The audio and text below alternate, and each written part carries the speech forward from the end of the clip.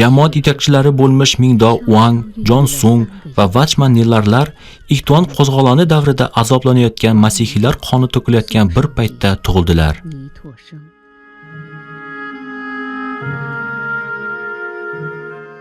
Mingdao Wang 1990-yilda Bejingda tug'ilgan.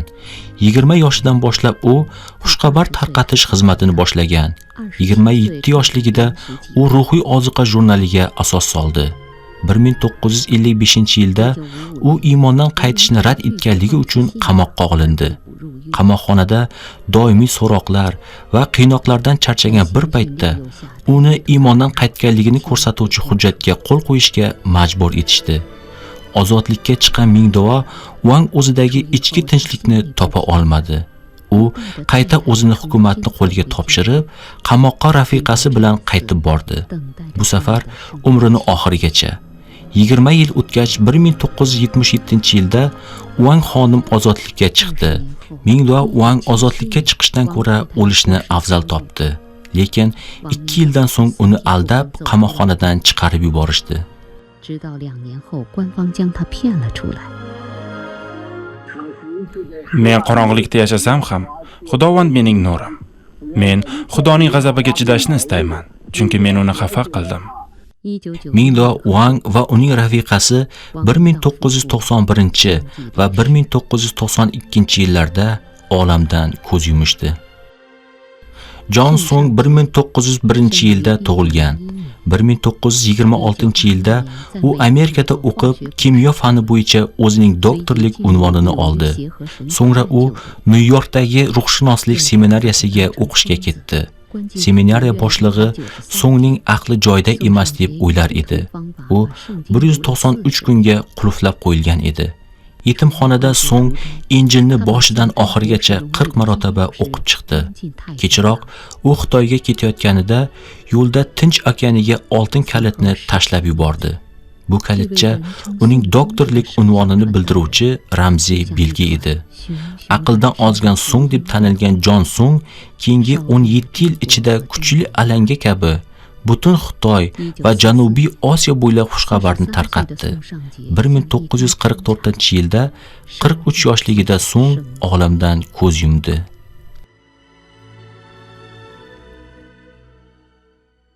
Watchman Nee 1902-yilda tug'ilgan. 28 yoshdan boshlab u Xitoy va ingliz tillarida ko'plab qo'lyozmalar yozdi. Shanxayda u mahalliy kichik guruh sifatida tanilgan jamoatga asos soldi. Keyinchalik bu jamoat turib butun mamlakat bo'ylab tarqaldi. 1952-yilda u revolyutsiyaga qarshi faoliyati uchun hukm etildi va Baymolingdagi qamoqxonaga o'tkazildi. U to'satdan 1972-yilda qamoqdagi muddati tugashidan sal oldinroq olamdan o'tdi.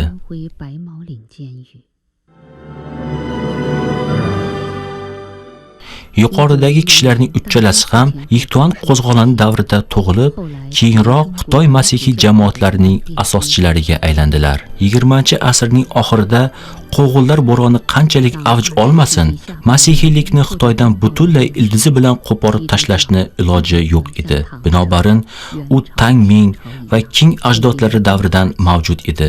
Iymon nafaqat gullab yashnadi, balki unga ta'ziq o'tkazishlari uchun anchagina kuchli va mustahkam bo'lib o'sgan edi. Matteo Ricci, Robert Morrison va Hudson Taylorlardan to 1900-yillardagi Ixtuan qo'zg'oloniga qadar urug'lar hayot yerga ekilib bo'lingan va millionlab g'arbiy xudo missionerlarining qoni bilan ushbu qattiq va qadimiy yerga urug'lar chuqur ildiz otgan edi.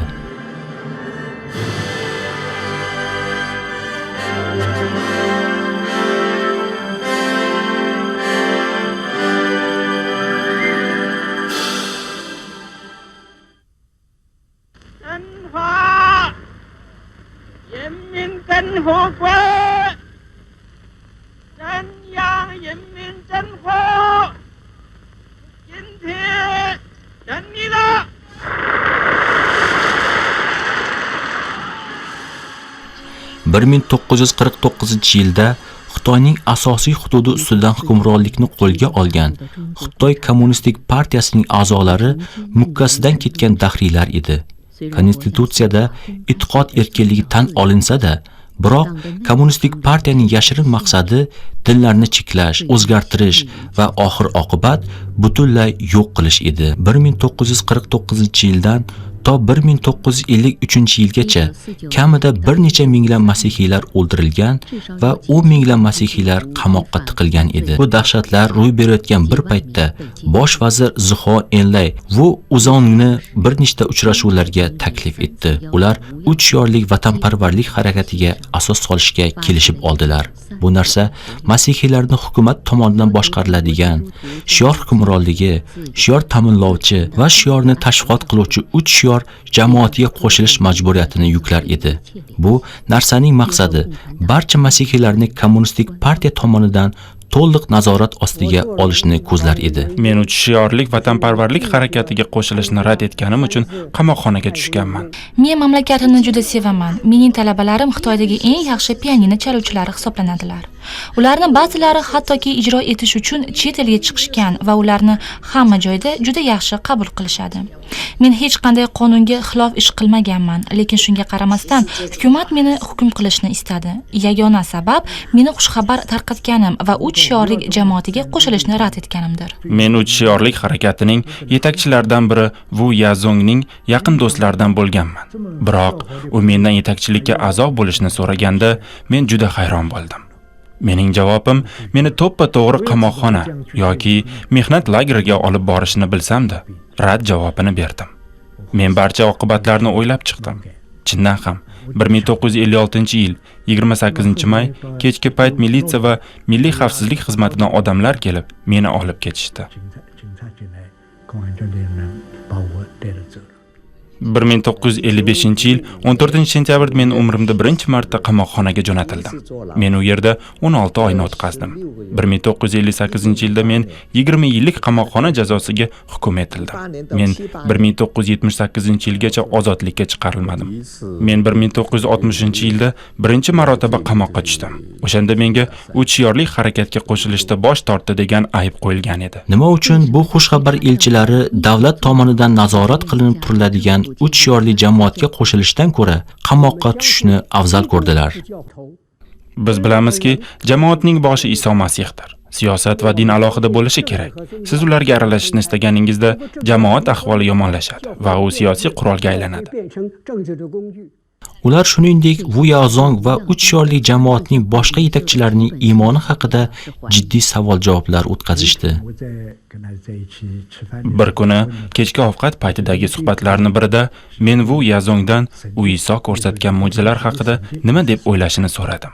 U bularni ancha oldin rad etganini aytdi. Wu Yazong va Ding Guangxun ikkisi iymonsizlar guruhi deb atovchi firqaga tegishli edilar. Biz ularga qo'shilishni rad etganimizning sababi biz ularda iymon yo'qligini sezdik. 10 yil ichida 3 shiorli jamoatga qo'shilishni rad etgan taxminan barcha xushxabar darakchilari qamoqxona yoki mehnat lagerlariga yuborilgan edilar. Yan Xinfi ulardan biri bo'lgan.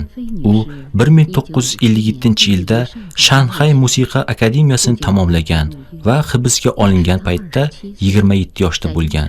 U umrining 20 yilini qamoqxonada o'tkazgan.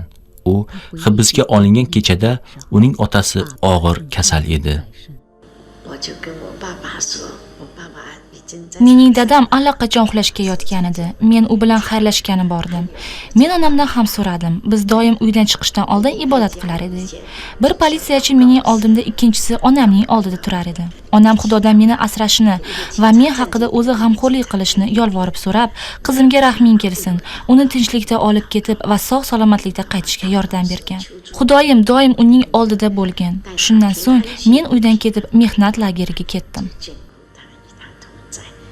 那个时候我就离开我的家，进了老教。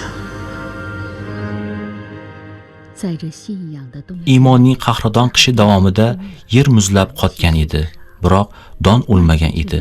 Qor va muzning tagida urug'lar ildiz yoyishi uchun bahorni kutib kurashib yotar edi. Men 21 yil va 8 oy davomida sobiq Sovet ittifoqiga yaqin joyda bo'lgan Heilongjiang provinsiyasida qamoqda bo'lganman. U yer yuqori darajada sovuq edi va ko'plab odamlar o'lgan edi. Lekin bilasizmi, shu vaqt mobaynida men biror marotaba kasal bo'lmadim. Men nafaqat tirik qoldim, balki biror kun ham kasal bo'lmadim. Shuning uchun bilamanki, Xudoda hali men qilishim kerak bo'lgan ish bor. Eng og'iri shunda ediki, barcha jinoyatchi ayollar bir xonaga tiqib qo'yilgan edi va shu shovqindan uxlab bo'lmas edi. Yana shuningdek men ibodat qilishim kerak edi, bo'lmasam uxlay olmas edim. Shuning uchun men ularni barchasi uxlab qolishini kutar edim-da, keyin sekin joyimdan turib tiz cho'kib ibodat qilar edim. Har bir kecha men mehnat lageridan ketgunimcha shu tarzda kechar edi. 这样子，每一天都是这样，一直到劳改完。 在被窝里祷告了。 Men ko'rpamni ustimga yopib olib ibodat qilar edim. Injil yo'q edi, biroq bir madhiya doim men bilan edi. Siz buni bilasizmi? Eski chidamli xoch. Va men doimo eski chidamli xochni asrayman. Nihoyat o'z mukofotlarimga erishgunimcha men eski chidamli xochga chirmashib olaman va uni bir kun g'alaba tojiga almashaman. Men uni ruhimni ko'tarish uchun qayta-qayta aytar edim. Hoj yo'li tahqir va azoblar orqali o'tar edi. Ushbu yo'ldan yurishni tanlagan odam har bir qadamini qon va ko'z yoshi bilan bosar edi. 都滴着自己的血和泪。 Men qamoqda 23 yil bo'lganman. Agarda ular menga bu 23 yil davom etishini aytganlarida, menimcha men buni qilmagan bo'lar edim. Ular ommaviy yig'in o'tkazib, meni hukm qilib qoralashganda mendan sen hali ham Xudoga ishonasanmi? Hali ham Isoga ishonasanmi deb so'rashdi. Ular meni soch va quloqlarimdan tortishdi. Meni siltalab yerga yiqitib tepishdi. Qo'limdagi kishandan tortib, ishonasanmi? Haligacha ishonasanmi deb so'rashdi. Kishanlar etimni ichiga qattiq botib, yiringlay boshladi. Ular meni shu tarzda u yerdan bu yerga sudrashdi. Biroq men Xudoga ibodat qilib, men senga qo'limdan kelgancha ergashdim. Ular meni har kuni shu tarzda qoralab qiynaganlardan sen ulug'lanmaysan-ku. Men sening xizmatching va farzandingman. Men shu tarzda azoblanayotganimda sen osmonda ulug'lanyapsanmi dedim. Ibodatim orqali butun oilamni Xudoning qo'llariga topshirib, o'zimni o'ldirishga tayyor edim. Biroq qo'limdagi zanjir bilan bu ishni qanday amalga oshirishim mumkin edi? Ikkita qo'riqchi ovqatlanishga ketishganda men kravatning ustiga turib, elektr chiroqni yechdim. Men bunda tok urish orqali o'lishga umid bog'lagan edim. Biroq elektr toki unchalik qattiq urmadi. Kechroq odamlar bu narsa meni qo'limda kishanlar bo'lganligi tufayligini aytishdi. Ya'ni kishanlar elektr toki kuchini o'ziga olib meni o'limdan qutqarib qolgan edi. Men shu ishni qilib turgan paytimda tashqaridagi odamlar meni payqab, Mozes o'zini o'ldirmoqchi deya qichqirishdi.